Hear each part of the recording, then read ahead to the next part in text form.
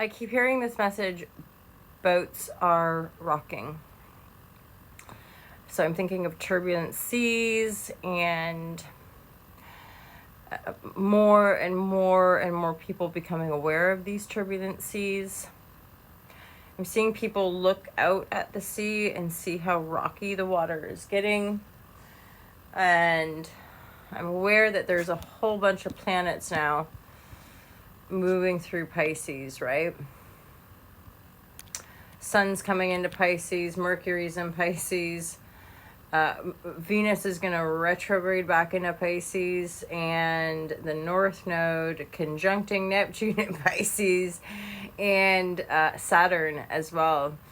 So it's like a washing machine or a cauldron, right? It's like the deep waters are being stirred up. This is part of where we might be seeing in some spiritual circles that talking more and more about rising divine feminine.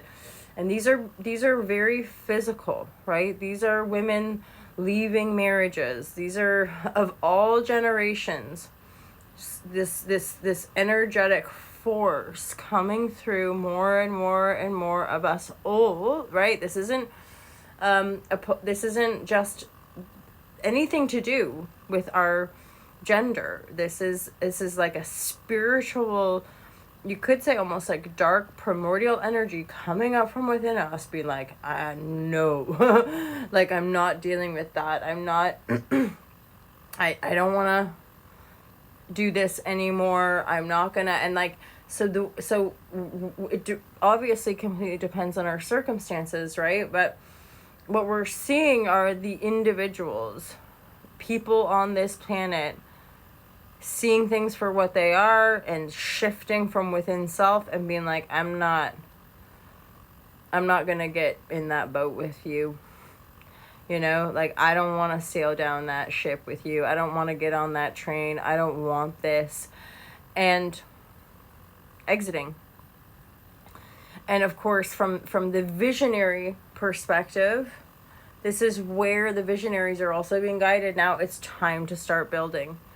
We're going to be guided into community. We're going to be guided to the land. We're going to be guided to reconfigure from within those communities to stoke the land, to ask the land what it is needing from us and desiring from us, to learn more about plant medicine, to learn more about how to be connected to one another. And thus that shift is the also dissolution of these old structures.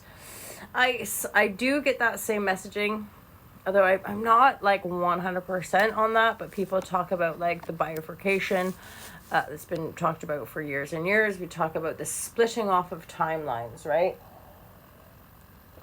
That with an infinite reality, what we're all having to accept, allow, is that potential, right? That there are infinite potentials, and there are, you could say there's this sort of transhumanism potential, which Earth goes dark, but that's that kind of, I think of Wall-E, the certain movies that would have dictated or predicted that, but like this sort of, transhumanism, that we're all becoming zombified, microchipped, and we just become slaves to the materiality, which eventually destroys the planet. So I see that as like a dark, shadowy version of the planet versus a lighter golden planet that's still green and green and blue, right, with a golden sheen. That we move into a more joyful, harmonious, diplomatic, shared experience on this planet, sort of